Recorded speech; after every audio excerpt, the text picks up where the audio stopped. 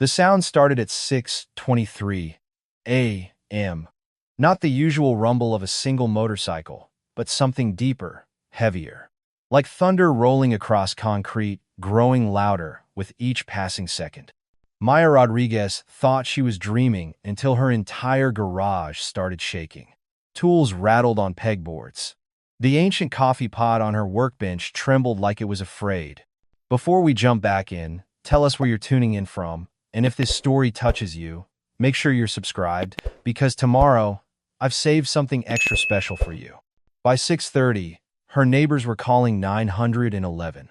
By 6:45, the street was completely blocked. 800 motorcycles don't just appear outside a struggling mechanic shop by accident.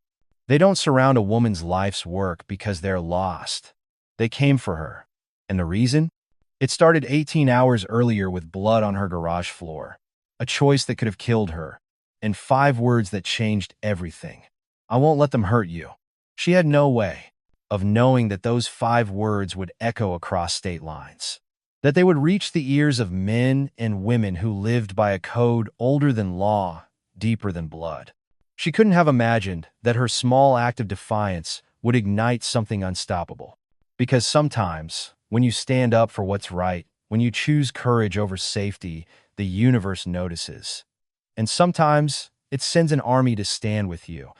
Before we dive deeper into this incredible story, tell us where you're watching from in the comments below.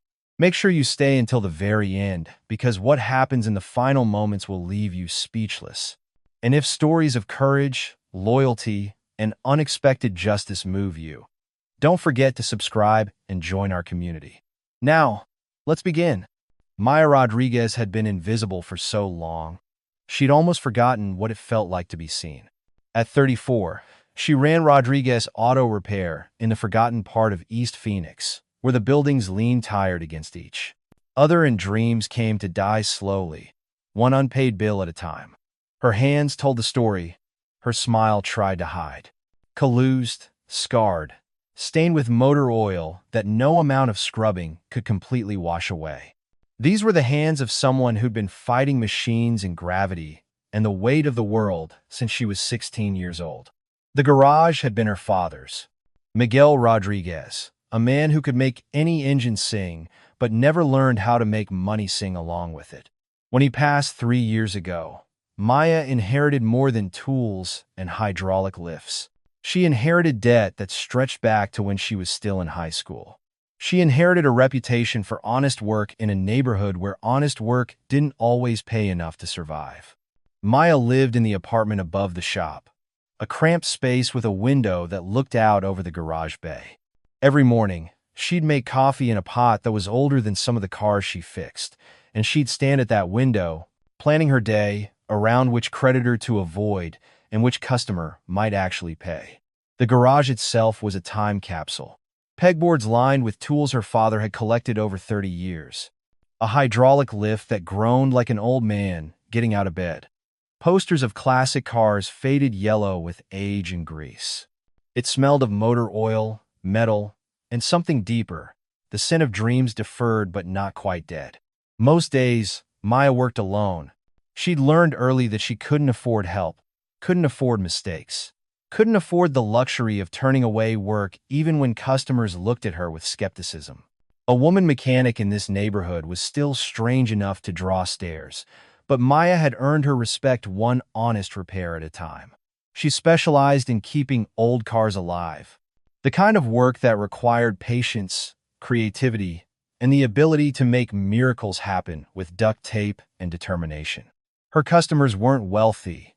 They were construction workers who needed their trucks to run, single mothers whose cars had to last another year, elderly people on fixed incomes who couldn't afford dealership prices.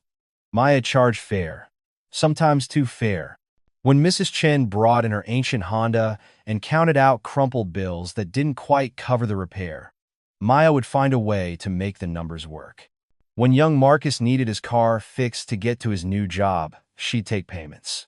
When the Martinez family's van broke down right before school started, she'd somehow forget to add certain parts to the bill. It was kindness that kept her poor and kindness that kept her going. Because in a world that seemed designed to grind people down, Maya believed that someone had to care about the forgotten ones. Her own car was a testament to her priorities.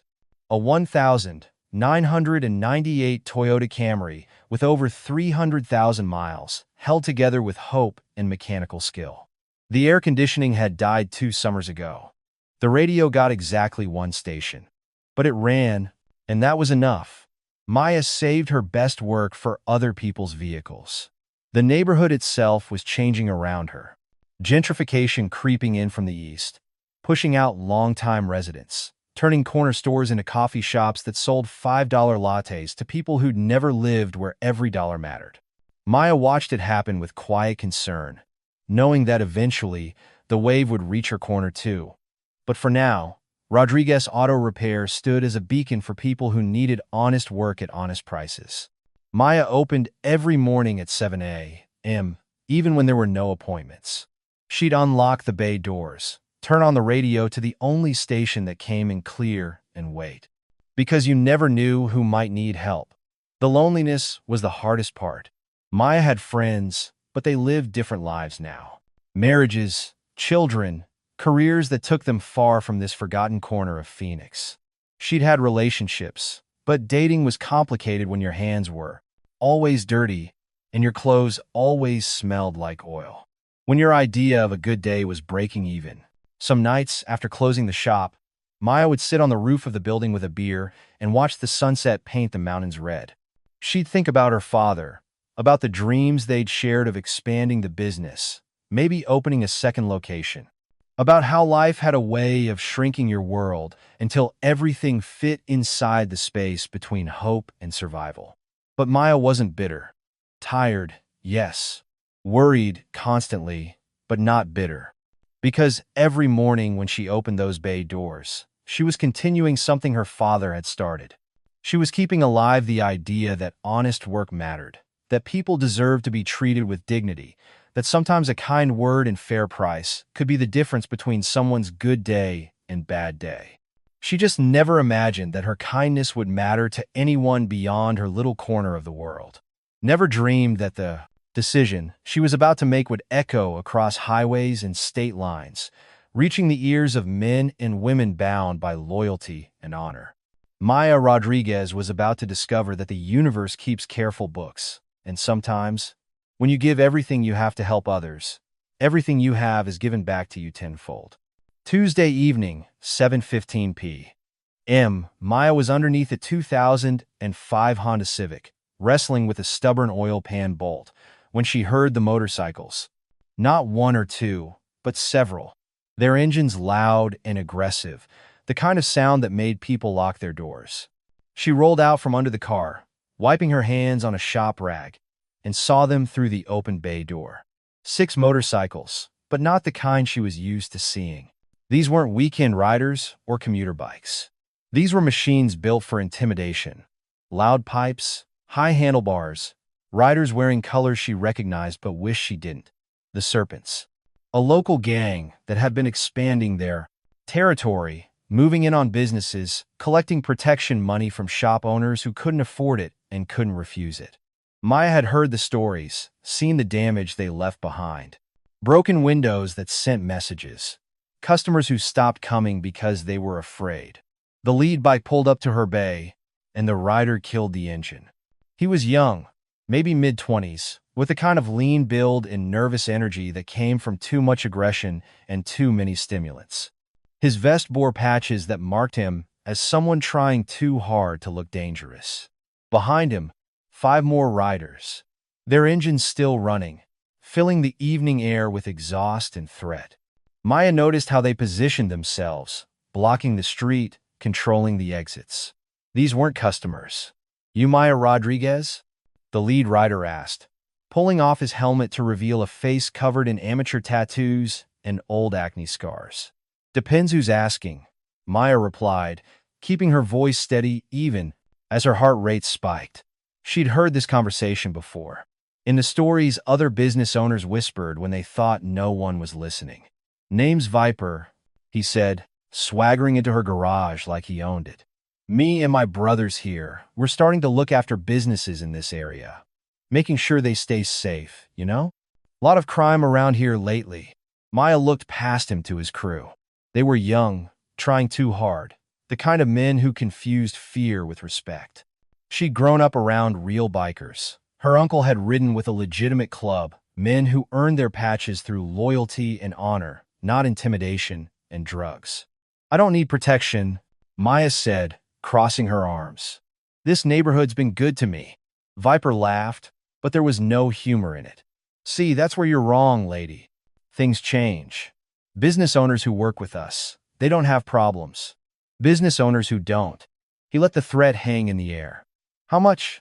Maya asked, because she already knew where this was heading. $300 a month, Viper said. That's reasonable. That's fair. Some places, we charge more. $300. Maya almost laughed at the absurdity of it. $300 was groceries for 2 months. $300 was the difference between paying her electric bill and sitting in the dark. $300 might as well have been $3,000. I don't have that kind of money, Maya said honestly. Viper's expression hardened. Then you better find it. You got 1 week to think about it. 1 week to decide what kind of business owner you want to be. He turned to leave, then stopped, picking up a wrench from her workbench. Nice tools, he said, tossing the wrench in the air and catching it. Would hate to see anything happen to them. Maya's jaw tightened. Those tools had been her father's. Every wrench, every socket, every screwdriver carried memories of working beside him, learning the trade that had become her life. The threat wasn't just about money. It was about destroying everything she had left of the man who'd taught her that honest work was sacred. Put it down, Maya said, her voice harder now. Viper smiled, enjoying the moment. Or what? That's when they all heard it. Another motorcycle. This one different. The engine note was deeper, more controlled. A single headlight appeared at the end of the street, moving fast but not recklessly. The bike that pulled up was a classic Harley, well-maintained but road-worn. The rider was older, maybe 50, with graying hair and the kind of quiet presence that didn't need to announce itself. His leather vest bore patches that Maya recognized, legitimate club colors, earned through years of loyalty and brotherhood. The man's name was Jack Bear Morrison, though Maya wouldn't learn that until later. What she saw was someone who moved with the calm confidence of a man who'd faced real danger and survived it. When he removed his helmet, his eyes were alert, assessing, taking in the scene with the practiced gaze of someone who'd learned to read trouble before it found him. Evening, Jack said, his voice gravelly but polite. He nodded to Maya, then looked at the 6 younger men who were suddenly shifting uncomfortably on their bikes.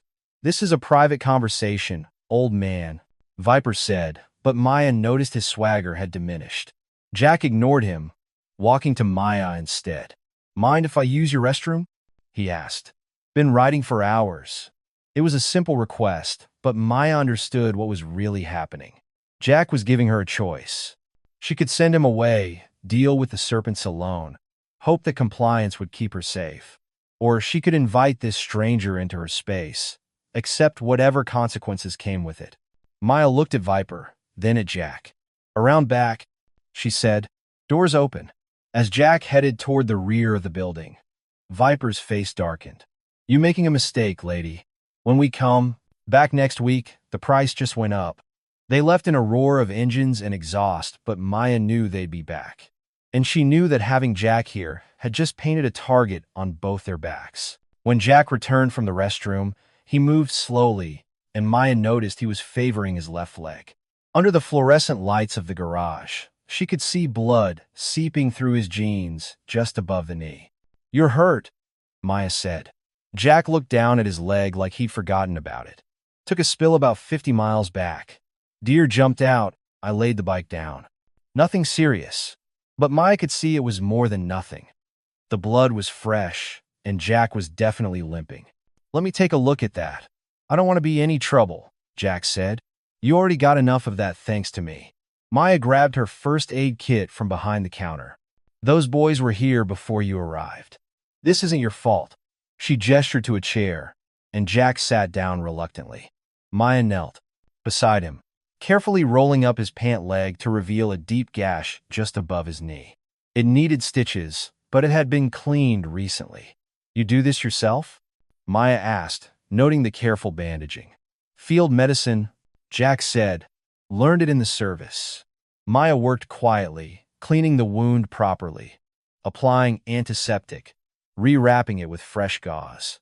Her touch was gentle but efficient, the same care she gave to fixing engines applied to fixing people. "Why'd you stop?" Maya asked as she worked. Jack was quiet for a moment. "Saw the look on your face when that kid threatened you.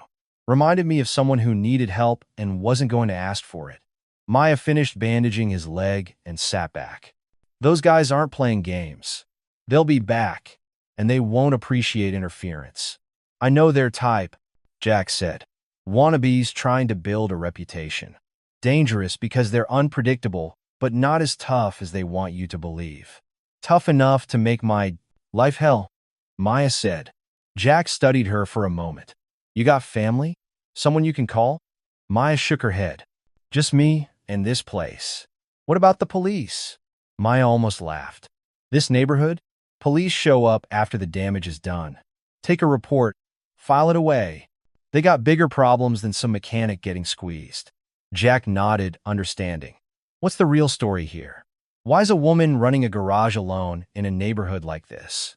Maya found herself talking, telling this stranger about her father, about the debt, about trying to keep honest work alive in a world that seemed determined to crush it.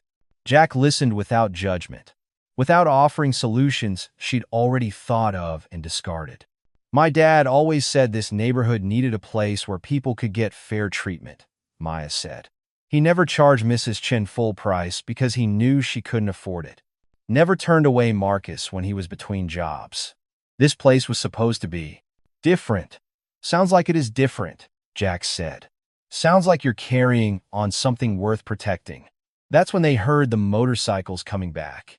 Not 6 this time, but more. The sound was angrier, more aggressive. Maya's blood went cold. "They're back," she whispered. Jack stood up, testing his injured leg. "How many ways out of here?" "Front door, back door, side window," Maya said. "But they'll have it surrounded." "They're not after me," Jack said. "This is about sending you a message." Maya looked toward the front of the garage, where headlights were now visible. "I can't pay them. I don't have the money." "Then we don't let them make their point," Jack said simply. Maya stared at him. "You don't understand. You leave now. This is my problem. You stay. And they'll come after both of us." Jack's expression was calm, determined. "I've been running from fights my whole life, and I've been standing for them too. Tonight feels like a good night to stand." The engines were louder now, closer. Maya could see shadows moving outside her garage, figures dismounting, spreading out. This wasn't going to be a conversation. This was going to be a lesson, delivered in broken glass and blood. "Why?" Maya asked. "Why would you do this for someone you don't even know?" Jack looked at her, and in his eyes, Maya saw something she hadn't expected. Recognition, not of her face, but of her situation, of the choice she was facing. "Because 30 years ago, I was riding through a small town in Nebraska, broke down outside a little diner. Owner could have turned me away.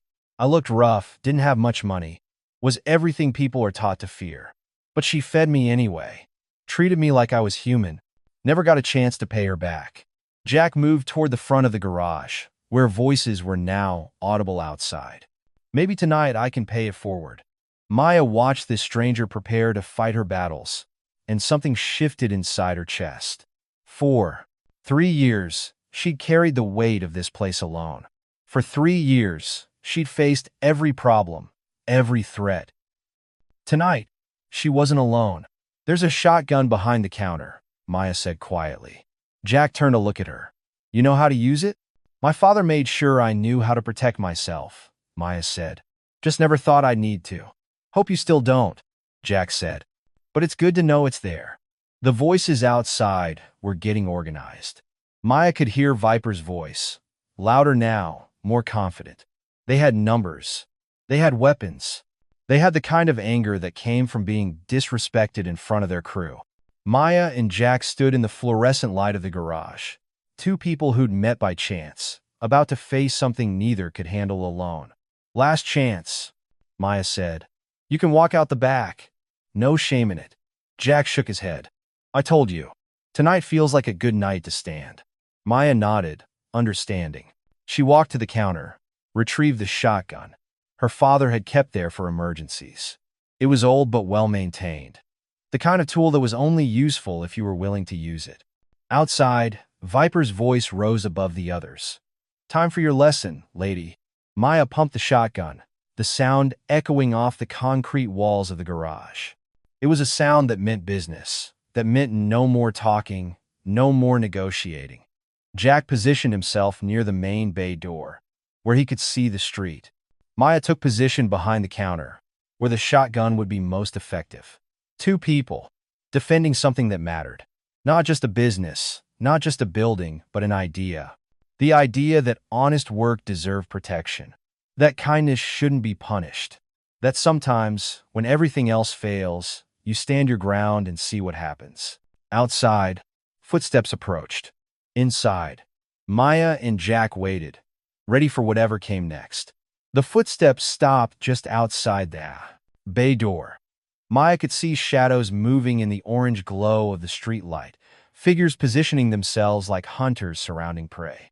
The serpents had returned with reinforcements. She counted at least 8 motorcycles now, their engines silent but still radiating heat into the cool evening air. Viper's voice cut through the tension. "Maya Rodriguez, time for our second conversation." Jack positioned himself where he could see the main entrance while staying partially concealed behind a tool cabinet. His movement was practiced, economical, the way a man moves when he's been in these situations before. Maya noticed he wasn't limping anymore. Adrenaline and purpose had overridden the pain in his leg. "You don't have to answer," Jack said quietly. But Maya knew better. Silence would only make them angrier, more destructive.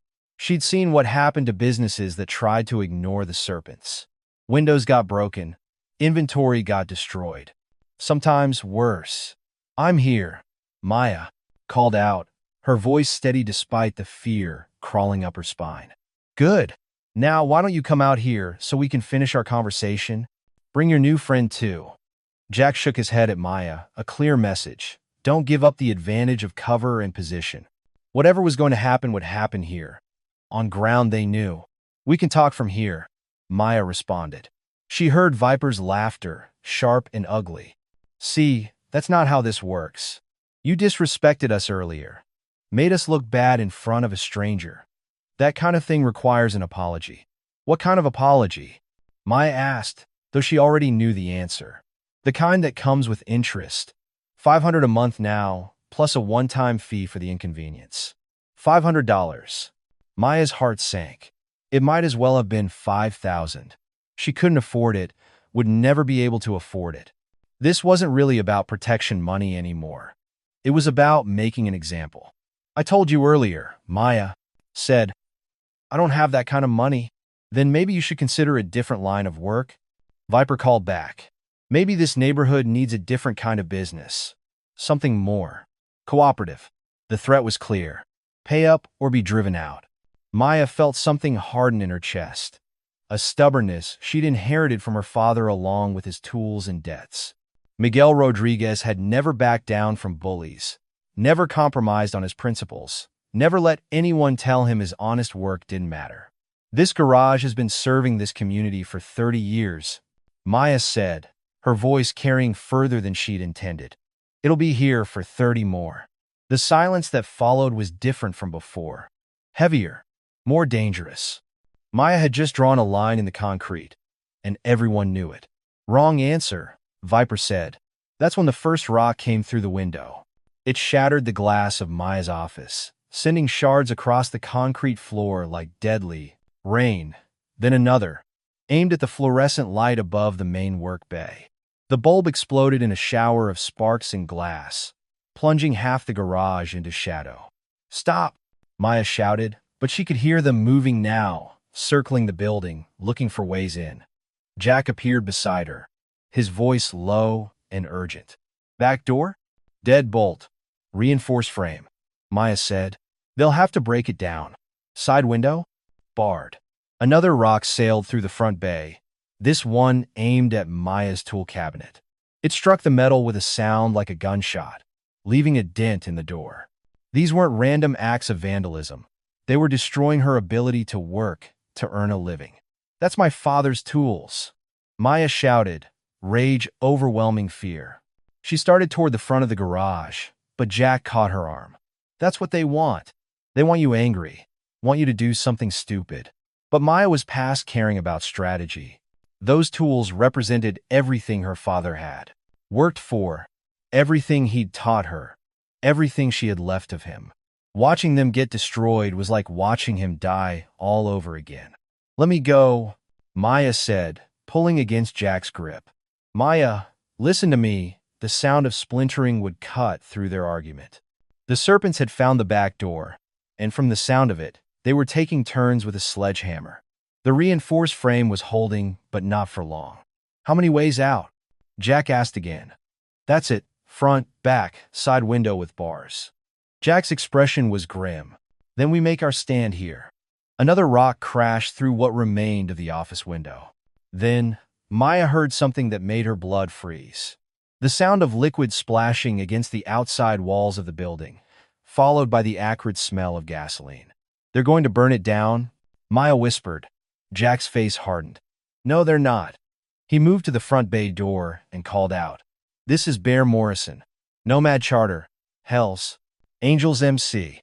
Any of you boys want to think real hard about what you're doing right now? The splashing sound stopped. Maya could hear urgent whispers outside, the kind of conversation that happens when people realize they might be in over their heads. Viper's voice came back, but it had lost some of its confidence. This ain't your business, old man. Lady asked me to help fix her bike. Jack replied calmly.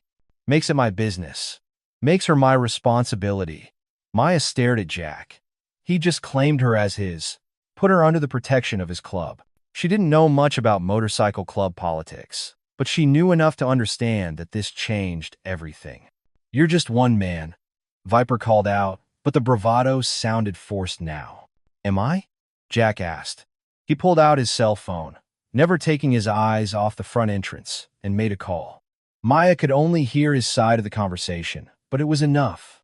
Roadblock. Yeah, it's Bear. Rodriguez. Auto repair on Buckeye. Serpents. 8 to 10 of them. No, she's good people. How long? Jack listened for a moment, then smiled grimly. 20 minutes, he called out to the street. My brothers will be here in 20 minutes. Y'all want to be gone before then. The silence outside stretched longer this time. Maya could hear urgent discussions, the sound of engines starting. But not all of them. Some of the serpents were still there, still committed to finishing what they'd started. You're bluffing, Viper finally called out. Ain't no way backup gets here that fast. Phoenix chapter's been looking for an excuse to deal with you wannabes. Anyway, Jack replied. Tonight's as good a night as any. Preparing and narrating this story took us a lot of time. So if you're enjoying it, subscribe to our channel. It means a lot to us. Now back to the story.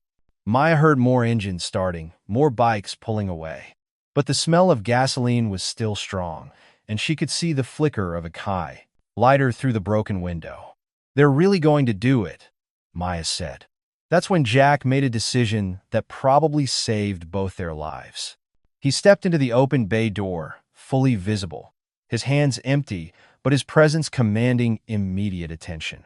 Son, he said to Viper, his voice carrying the weight of authority earned through decades on the road. You light that fire. You better hope you kill both of us. Because if we survive, if my brothers arrive and find this place burned down, there won't be anywhere far enough for you to run. Maya watched from behind the counter, the shotgun ready but hoping she wouldn't need to use it. Jack stood silhouetted against the streetlight, one man facing down a gang that had terrorized this neighborhood for months. Viper stepped into the light too, and Maya could see the conflict on his face. He wanted to maintain face in front of his crew, but he was also smart enough to recognize real danger when it presented itself. This ain't over, Viper said finally. Yes, it is, Jack replied. Because you're going to take your crew and find a different neighborhood to bother. And you're going to spread the word that Rodriguez Auto Repair is off limits. Says who? Jack's smile was cold. Says Bear Morrison and the Hells Angels MC. Want to make it official? That's when Maya heard it. The distant rumble of multiple motorcycles approaching fast. Jack hadn't been bluffing. Backup was actually coming. The remaining serpents heard it too. Viper's face went pale under his amateur tattoos. Whatever bravado he'd built his reputation on evaporated in the face of real consequences. This ain't over, he repeated, but he was already backing toward his bike. Yeah, it is, Jack said again. The serpents left in a hurry, engines roaring as they fled into the maze of neighborhood streets. Maya could hear them racing away, their angry buzz fading into the distance. The approaching motorcycles were closer now, their sound deeper and more controlled. These weren't kids playing at being dangerous. These were seasoned riders who knew exactly how dangerous they actually were. Jack stepped back into the garage, his shoulders sagging slightly as the adrenaline began to fade. You okay? He asked Maya. Maya set the shotgun on the counter, her hands shaking now that the immediate threat was over. I think so. Thank you. Don't thank me yet, Jack said. This was just the first round. 5 motorcycles pulled up to the garage, their riders dismounting with the fluid efficiency of men who'd done this before. Maya watched them approach, noting the way they moved, the way they assessed the scene, the respect they showed Jack. The leader was a man about Jack's age, with graying hair and eyes that missed nothing. His vest bore patches that marked him as a chapter president. Someone with real authority in this world Maya was only beginning to understand. Bear, the man said, clasping Jack's hand. Heard you had some trouble. Nothing we couldn't handle, Jack replied. But they'll be back, and next time they might be smarter about it. The president looked at Maya, taking in the shotgun, the broken glass, the gasoline smell that still lingered in the air. This your place? Yes, sir, Maya said. Your choice, he told her. We can make this problem go away permanently, but that means accepting certain responsibilities. Means understanding that some protection comes with expectations. Maya looked at Jack, who nodded slightly. He's offering you a patch, Jack explained. Not membership. You're not asking to join the club. But protection. A sign that this place matters to us. What kind of expectations? Maya asked. The president smiled, and Maya saw that despite his intimidating appearance, there was kindness in his eyes. Honest work, fair prices, same thing you've been doing. We don't protect businesses that cheat people or hurt the community. Maya thought about her father, about the legacy she was trying to preserve, about the customers who depended on her. She thought about Mrs. Chen and young Marcus and all the people who needed a place where they could get honest treatment. What do I need to do? Maya asked. The president pulled a small patch from his vest, one that bore the Hells Angels insignia and the words protected business. You put this somewhere visible. Anyone with sense knows what it means. Anyone without sense learns real quick. Maya took the patch, feeling its weight.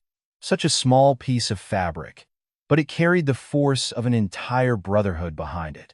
Thank you, Maya said. Don't thank us, the president replied. Thank Bear. He's the one who vouched for you. Says you're good people trying to do right in a hard world. That matters to us. As the other riders prepared to leave, Jack lingered. I meant what I said earlier about paying it forward. My bike's making a noise I can't diagnose. Think you could take a look? Maya smiled, the first genuine smile she'd felt all day. I think I can manage that. And as the sound of departing motorcycles faded into the Phoenix night, Maya Rodriguez realized her life had just changed in ways she was only beginning to understand. She'd stood her ground, protected what mattered to her, and found allies in the most unexpected place. But she had no idea that this was just the beginning. That word of her courage would spread through channels she didn't know existed. That somewhere in a bar in California, a man called Ghost was already making phone calls. That by tomorrow morning, her small garage would become the center of something bigger than she'd ever imagined. While Maya swept up broken glass and tried to process what had just happened, word was already traveling. Jack's call for backup had gone out on the Hells Angels network, but it didn't stop there. The story began to spread. A woman mechanic standing her ground against a local gang, willing to fight rather than give in to extortion. In Phoenix, chapter president Tom "Hammer" Sullivan made a call to California, to a man whose legend preceded him across every mile of American highway. "Ghost, it's Hammer. Got a situation here you might want to know about." Ghost was 64 years old, a road captain whose voice carried weight from coast to coast. He'd been riding since before most bikers were born, had seen every kind of courage and cowardice the road could produce. When Hammer told him about Maya Rodriguez, about a woman who'd faced down armed gang members to protect her father's garage, Ghost listened with the careful attention he reserved for stories that mattered. "She accept the patch?" Ghost asked. "Yeah. Bear vouch for her. Says she's been carrying this neighborhood for years, fixing cars for people who can't afford dealer prices." Ghost was quiet for a long moment. In his world, respect was everything. Loyalty was everything. And when someone outside the Brotherhood showed both, when they stood up for what was right despite the cost, that demanded recognition. "I'll make some calls," Ghost said. Within hours, the story was on every chapter's network. Not as a request for help, but as something else. A reminder of what they stood for, of why the Brotherhood mattered. Maya Rodriguez had become a symbol of something larger than herself. In California, Nevada, New Mexico, Arizona, Texas, wherever the Angels had chapters, the story traveled. A woman mechanic who'd chosen courage over safety, who'd protected an injured biker, and faced down a gang rather than compromise her principles. The response was immediate and unanimous. This wasn't just about one garage or one woman. This was about defending the idea that honest work deserved protection, that people who stood up for what was right shouldn't stand alone. Ghost coordinated from his bar in Oakland, working the phones with the precision of a military operation. Phoenix chapter would lead. Tucson would support. Vegas, Los Angeles, San Diego, they'd all send representatives. Not for a party, not for a rally, but for something more serious. A statement. By midnight, the plan was in motion. 800 motorcycles from across the Southwest, converging on a small garage in East Phoenix. Not to cause trouble, but to prevent it. Not to intimidate, but to honor. Maya had no idea any of this was happening. She'd finally finished cleaning up the broken glass, had swept the concrete floor until every shard was gone. Jack had helped, working quietly beside her, their conversation punctuated by the comfortable silence that develops between people who've faced danger together. "They'll be back," Maya said as she locked up for the night. "Not like this," Jack replied. "Word will spread about the protection. Serpents aren't stupid enough to mess with marked territory." Maya looked at the patch she'd mounted beside her father's business license. Such a small thing, but it felt like a shield. "I never wanted any of this," Maya said. "I just wanted to fix cars, help people, keep this place running." Jack nodded. "Sometimes the world doesn't give us a choice. Sometimes standing up for what's right means accepting consequences we never asked for." "Is that what happened to you?" Maya asked. Jack was quiet for a moment, lost in memories that stretched back decades. "I told you about that diner in Nebraska. What I didn't tell you was what happened after. The woman who fed me, her name was Ellen. 3 days later, her ex-husband showed up drunk and violent. She called the police, but small-town cops don't always rush to help certain kinds of people." Maya waited, sensing there was more. "I happened to be passing through again. Saw him beating on her in the parking lot. Had a choice to make, keep riding, or get involved in someone else's problems." "You got involved?" "I got involved, put him in the hospital. Spent 6 months in county jail for assault. But Ellen was safe. Sometimes that's all that matters." Maya understood. Jack had been making the same choice all his life, standing up for people who needed protection, accepting the consequences that came with it. "Get some rest," Jack said. "Tomorrow's going to be a long day." Maya went upstairs to her apartment, exhausted but oddly peaceful. For 3 years, she'd carried the weight of this place alone. Tonight, for the first time since her father's death, She felt like someone else cared about what happened to Rodriguez. Auto repair. She had no idea how many people actually cared. Had no idea that across 5 states, engines were starting, routes were being planned, and a movement was building that would change her life forever. Maya fell asleep to the sound of traffic on the distant freeway, unaware that by morning, that sound would be replaced by something else entirely.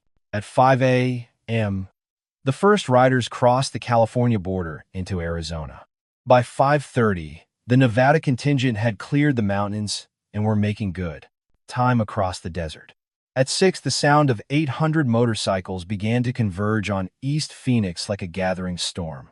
Maya woke to vibration, not the gentle hum of morning traffic, but something deeper, more persistent. It started as a feeling in her bones, a tremor that seemed to come from the earth itself. She sat up on her narrow bed, listening. The sound was getting louder, more complex. Not one engine or even 10, but dozens.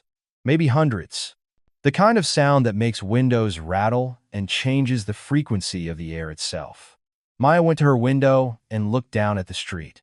What she saw didn't make sense at first. Motorcycles, more than she'd ever seen in one place, filling the street in both directions.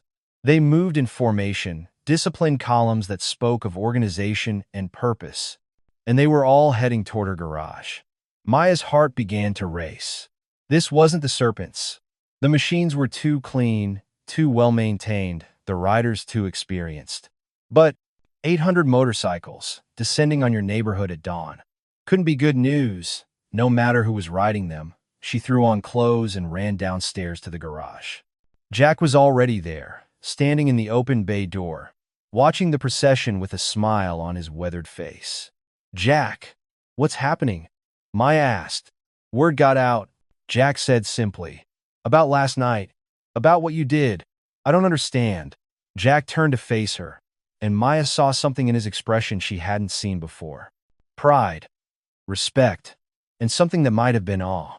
"You stood up to a gang, protected an injured brother, chose courage over safety. In our world, that matters. That gets remembered." The motorcycles were closer now, the sound deafening. Maya could see the lead riders clearly, experienced men and women wearing colors she was beginning to recognize. Hell's Angels from chapters she'd never heard of, all heading directly for her small garage. "How many?" Maya asked. 800. Maybe more.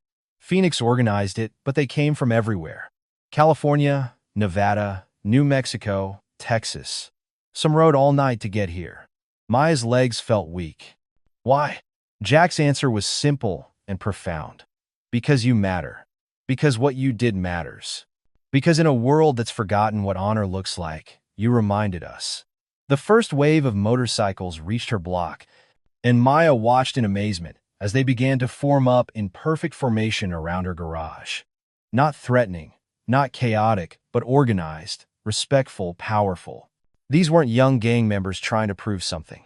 These were seasoned riders, men and women who'd earned their place through years of loyalty and brotherhood. And they were here for her. The sound was incredible now, 800 engines creating a symphony that could be heard for miles. Maya felt it in her chest, in her bones, in the concrete beneath her feet. This was power. Not the crude intimidation of the Serpents, but real power, earned and directed and absolutely unstoppable. As the engines began to quiet, Maya could see the full scope of what was happening. Her entire neighborhood was surrounded by motorcycles and riders. The street looked like a rally, a convention, a gathering of forces that could reshape the world if they chose to. And at the center of it all was Rodriguez Auto Repair, the small garage where a woman had chosen to stand her ground. Ghost stepped forward from the crowd, his presence commanding immediate attention. He was shorter than Jack, but there was something about him that made everyone else seem smaller. This was a man who'd seen everything, done everything, survived everything. "Maya Rodriguez," Ghost said, his voice carrying easily despite the lingering rumble of engines. "Yes, sir," Maya replied, not sure what else to say. "You stood up for one of ours when you had every reason not to," You face down armed men to protect this place, these principles that matters to us. Ghost gestured to the crowd behind him. These riders came from 5 states, rode all night, took time off work, away from families, spent their own money on gas and food. You know why? Maya shook her head, still struggling to process what was happening. Because honor calls to honor. Because courage recognizes courage. Because when someone stands up for what's right, they don't stand alone.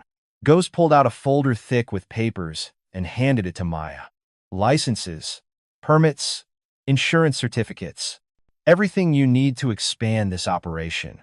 Your building's been purchased. You own it now, free and clear. The lot next door too, in case you want to grow. Maya's hands shook as she opened the folder. Deed transfers, business licenses, insurance policies. Enough paperwork to transform her struggling garage into a legitimate operation with room to expand. I don't understand, Maya said. I can't afford any of this. You already paid, Ghost replied. With courage, with integrity, with the kind of character that money can't buy. But Ghost wasn't finished. He gestured to the crowd again, and Maya noticed for the first time that many of the riders were carrying toolboxes, equipment, supplies. We brought contractors, Ghost said. Mechanics, electricians, welders, painters. By sunset, this place will be everything your father dreamed it could be. Maya felt tears starting, the weight of it all too much to process. Why? She asked again. An older woman stepped forward, her gray hair in a long braid, her vest bearing patches from a California chapter. I was a single mother once, she said. Trying to make it on my own, people telling me I couldn't, shouldn't, wouldn't. Someone helped me when I needed it most. Someone stood up for me when I couldn't stand up for myself. A younger man joined them, his face scarred but his eyes kind. I was broken down on a highway in Montana. Middle of winter, no money, no hope. A stranger stopped, fixed my bike, got me home. Never asked for anything. One by one, they told their stories. People who'd been helped, protected, lifted up when they were down. People who understood that kindness was rare and precious and worth defending. We're not perfect people, Ghost said. We've made mistakes, hurt people, done things we regret. But we remember what it feels like to be forgotten. And we don't forget people who refuse to let others be forgotten. Maya looked out at the crowd of 800 riders and saw not intimidation, but invitation. An entire community that had decided she belonged, that her values aligned with theirs, that her courage had earned their respect. What do you need from me? Maya asked. Just keep being who you are, Ghost said. Keep fixing cars for people who need them fixed. Keep treating people with dignity. Keep standing up for what's right, even when it costs you. Maya nodded, understanding finally what this was really about. Not charity, not pity, but recognition. A community that valued the same things she valued, that understood the importance of honest work and fair treatment and courage in the face of bullying. Can I ask you something? Maya said. Anything. Why motorcycles? Why this life? Ghost smiled, the expression transforming his weathered face. Because on a bike, you're responsible for yourself and the people riding with you. Because the road doesn't care about your bank account or your education or what neighborhood you're from. Because it's one of the few places left where what matters is who you really are, not who people think you should be. Maya understood. She'd felt the same way about working with her hands, fixing things that were broken, helping people who needed help. Different tools, same values. Now, Ghost said, clapping his hands together. Let's get to work. This garage isn't going to rebuild itself. By 7 a.m., Rodriguez Auto Repair had transformed into the most organized construction site Maya had ever seen. The 800 bikers revealed themselves to be more than riders. They were craftsmen, professionals, people with skills and tools, and the willingness to use both.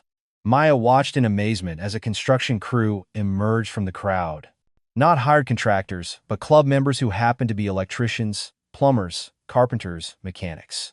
They'd brought their own equipment, their own materials, their own expertise. The damaged office window was replaced within an hour.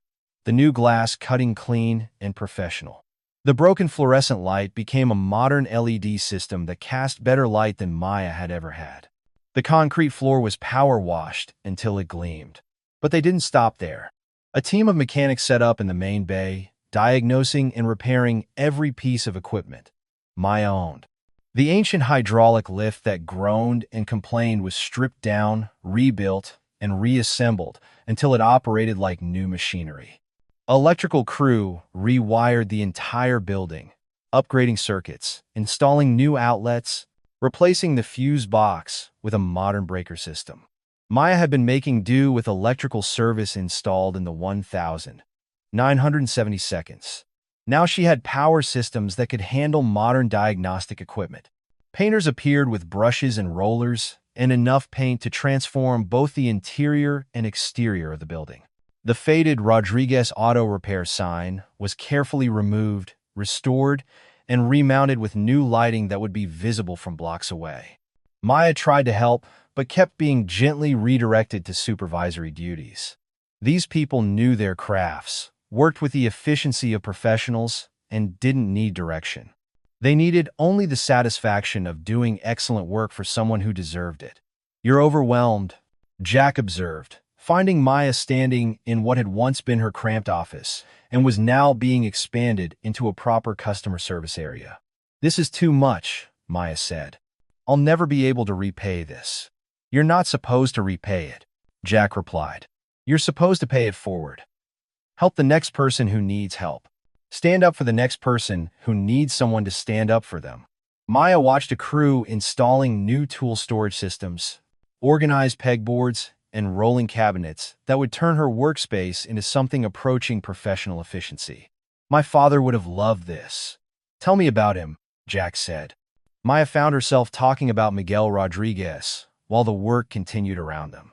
About a man who'd emigrated from Mexico with nothing but mechanical skills and determination, who'd built this garage from nothing, one honest repair at a time, who'd taught her that treating people with dignity was more important than maximizing profit.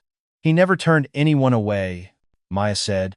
"Didn't matter if they had money or not, if they spoke English or not, if they looked like good customers or not. He'd figure out a way to help." "Sounds like he raised his daughter right," Jack said. By noon, the transformation was remarkable. What had been a struggling garage with failing equipment was becoming a modern automotive service center. New diagnostic computers, professional tool systems, updated electrical service, fresh paint, proper lighting, everything Maya had dreamed of but never thought she could afford. But the most important change was less visible. Word had spread through the neighborhood about what was happening at Rodriguez Auto Repair.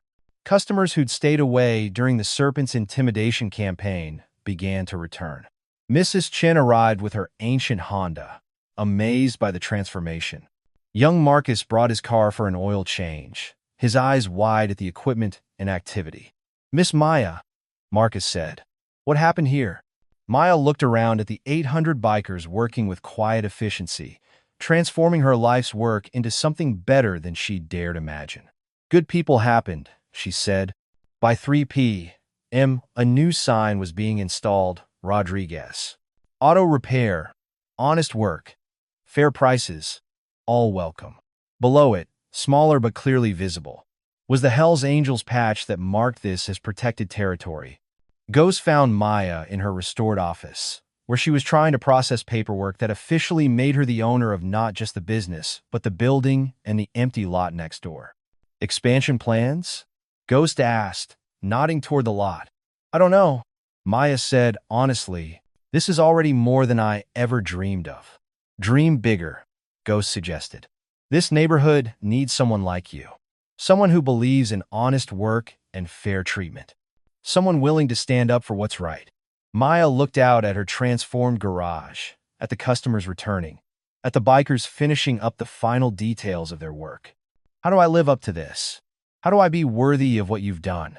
Ghost's answer was simple: be yourself. That's what earned this in the first place. As the day wound down, the 800 bikers began to reassemble, preparing for the ride back to their various chapters across the Southwest. But this wasn't an ending. It was a beginning. Maya stood in the bay door of her transformed garage, watching as 800 people who'd been strangers that morning prepared to return to their lives. Each one stopped to shake her hand, to offer encouragement, to make sure she understood that she wasn't alone anymore. "This is your community now," a writer from Las Vegas told her. "Anything you need, call the club. We take care of our own." A woman from the San Diego chapter handed Maya a business card. "Emergency contact," she explained. 24 hours a day. You're protected now, but protection is only good if you use it. One by one, they mounted their bikes, 800 engines starting up, creating once again that symphony of power and purpose. But this time, Maya wasn't afraid. This time, she understood what she was hearing. It was the sound of family, of people who'd chosen to care about each other, to stand up for each other, to protect what mattered to each other. As the last motorcycle disappeared into the distance, Maya found herself standing alone with Jack in her transformed garage. Everything was quiet now, but it was a different kind of quiet. Not the silence of isolation, but the peace of belonging. "What happens now?" Maya asked. Jack smiled. "Now you get back to work. Fixing cars, helping people, being who you've always been, except now you've got backup." Maya looked around at her new reality. Professional equipment, modern facilities, official ownership, community support, and most importantly, the knowledge that courage had been recognized and rewarded. "Thank you," she said to Jack, "for everything." "Thank you," Jack replied, "for reminding us why this matters. Why standing up for people is worth it." As Jack mounted his bike and prepared to leave, Maya realized she'd learned something important about the nature of community, about the way kindness multiplies when it's recognized and honored. She thought she was alone, thought she was fighting her battles by herself. But she'd been wrong. There were people everywhere who valued the same things she valued, who understood the importance of honest work and fair treatment and courage in the face of bullying. Maya Rodriguez had found her tribe, and her tribe had found her. Rodriguez Auto Repair is now a landmark in East Phoenix. The garage that was once struggling to survive has become a thriving business that employs 6 mechanics and serves customers from across the city. The empty lot next door has been developed into a customer parking area and a small cafe that serves coffee and lunch to people waiting for their cars. Maya still works on cars herself, still greets customers personally, still charges fair prices for honest work. But now she does it with the confidence of someone who knows she's not alone, who understands that standing up for what's right connects you to a community of people who share your values. The serpents never returned. Word spread quickly through criminal networks that Rodriguez Auto Repair was under the protection of the Hells Angels, and that kind of protection isn't challenged lightly. Other businesses in the neighborhood reported that harassment and extortion attempts decreased significantly after the 800 bike rally. Jack Bear Morrison has become a regular customer and friend. His bike runs better than it has in years, and he stops by weekly for coffee and conversation. He's brought other club members who needed mechanical work, and Maya has earned a reputation in the motorcycle community for honest service and fair prices. The protection patch still hangs beside her father's business license, a reminder of the day her life changed. But Maya has learned that real protection comes not from symbols or threats, but from being part of a community that values the same things you value. Mrs. Chin still brings her ancient Honda for service. But now she pays full price, because Maya's business is successful enough that she doesn't have to choose between helping people and paying her bills. Young Marcus got a job at the garage after school, learning the trade and earning money for college. The neighborhood has changed too. The presence of legitimate business success has attracted other honest entrepreneurs. A family-owned restaurant opened across the street. A small grocery store replaced the abandoned building on the corner. Gentrification is still a threat, but now it's gentrification led by people who actually live in the community. Maya speaks at business conferences now, telling the story of how standing up for what's right can transform not just your own life, but an entire community. She's become an advocate for small business owners, for honest work, for the idea that treating people with dignity is good business practice. But the most important change is invisible. Maya Rodriguez is no longer afraid.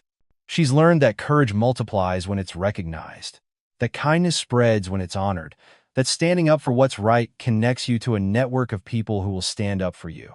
Every morning, she still makes coffee in the same old pot and stands at her window looking down at the garage. But now she sees not just her father's legacy, but her own. A place where honest work is valued, where people are treated with dignity, where someone decided to stand up for what's right and discovered that she wasn't alone. Rodriguez Auto Repair remains what it always was, a place where people can get fair treatment for honest prices. But now it's also something more.